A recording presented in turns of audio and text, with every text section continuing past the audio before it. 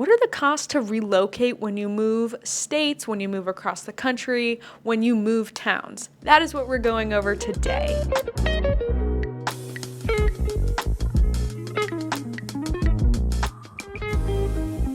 Hey, I'm Hannah Dubyne. I'm your host here at Living in Vancouver and Camas, Washington YouTube channel. I'm pretty stoked that you're here today because we're talking about the costs to relocate when you are moving. If you have moved before, you know that first of all, it is the worst thing ever. It doesn't matter how much money you have. It doesn't matter how far you're moving. It doesn't matter how much help you have. Moving sucks. It literally sucks. They say that it's one of the most stressful things that a person can go through. So, not much else to say about that. We are going to go over the money side of things today because you want to make sure you don't run out of money when you move. And this is going to be just an approximate guide. I don't know how far you're moving. Are you moving from the East Coast to Clark County? That would be a really long move.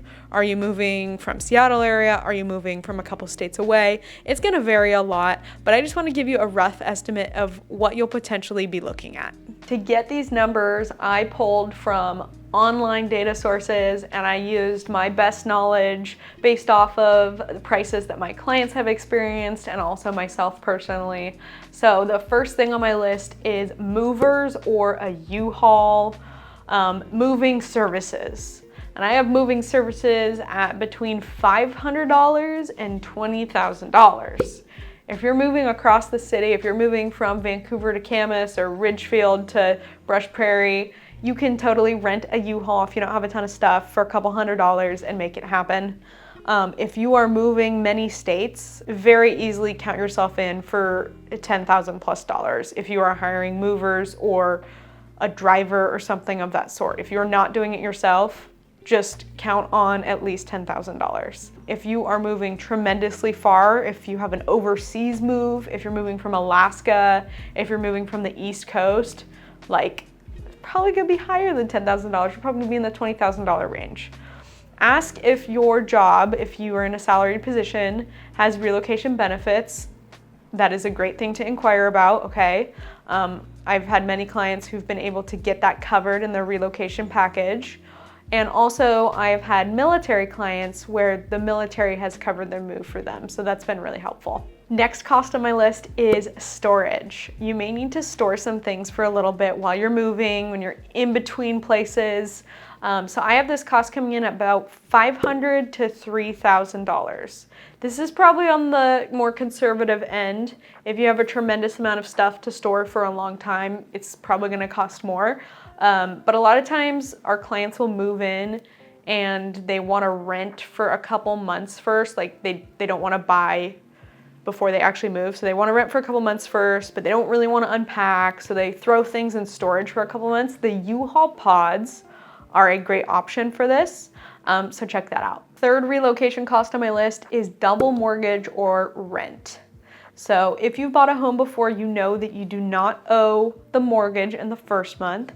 And depending on how the closing is timed, sometimes you can get away with not paying the mortgage in the second month, which is always nice. But for rule of thumb, we're just gonna say you gotta pay the mortgage the first month. You get away with it the first month, but you have to pay it the second month. But if you have a home to sell elsewhere or your lease hasn't ended yet and you have a lease break fee, something like that, it's very, very common for people to have a couple $1,000s of overlap. I would budget anywhere from $2,000 to $6,000 for this. If you're buying a great home in a great area and the price is right, this cost is probably going to be worth it, but just know it's something that is gonna come along with the moving process. My fourth thing on the moving cost list is one that people don't like to think about. I know I didn't when I moved, and that is buying new stuff. I am not a super huge consumer of things. I tend to be more of a saver.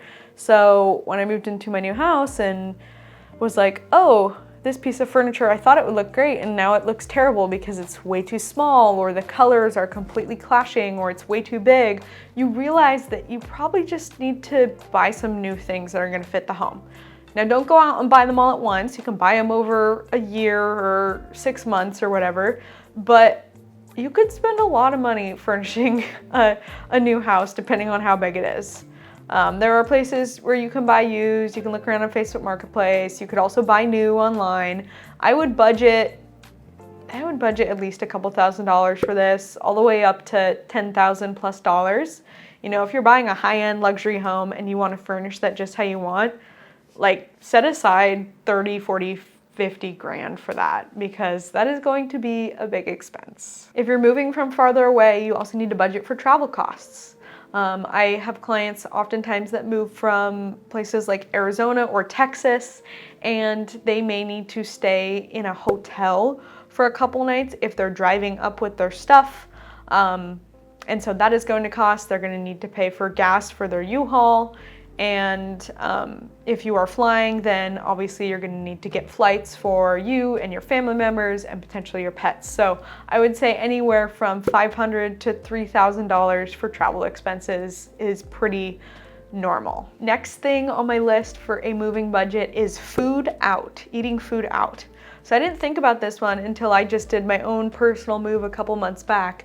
I really love cooking from home and making my own meals, so I'm not the person ever, and I probably never will be, that eats lunch out every day or goes out to dinner every night and gets takeout. But when I moved, all my stuff was in boxes, and I was over here trying to run a business, and I was doing everything, I was moving kind of myself, so I didn't have time to go to the grocery store and make meals for the week, and life was busy, so I just pretty much ended up getting lunch and dinner out every day for like 2 weeks, and that can add up quickly. So just take that into account if you have a spouse or family members that you're going to be feeding. I would say for a week or two, like easily budget $250 to maybe $1,500 for food expenses. Last item on my relocation cost guide is closing costs for a new house. If you're gonna purchase a new house here in Clark County, which is an awesome choice by the way, you're gonna have to pay closing costs likely, especially with the way the market is right now. So don't expect the seller to just cover it all for you. I wish that was the case, but it's just not the way the market is. I would put aside, and it's totally gonna depend on your loan and when you're buying and where you're buying, but I would put aside $4,000 to $25,000 for closing costs. If you want a detailed breakdown of what those closing costs in Washington, in Clark County are gonna entail, feel free to reach out to me, we can have that conversation. But you know, this is not really your investment in the home, this is just the cost to do the transaction to purchase the house. So put that in your budget as well. We have a moving checklist as well if you want to download that below, so check that out. But I hope that this cost breakdown was at least helpful in getting a start on what it's gonna cost for you to move. Hard for me to pin down exactly what those costs are without knowing you and where you're moving from and what kind of house you're moving to, if you're renting, if you're selling, or if you're buying, etc. But yeah, thanks for watching, and if you are thinking about moving to Vancouver, Camas, Clark County, Washington, myself and my team at Dubyne Realty Group, we would love to serve you. So text us, email us, DM us on Instagram at Hannah Dubyne. Sign up for our weekend newsletter, Weekend Happenings with Hannah. We post about local events happening there every week, and we thank you so much for watching. See you next week.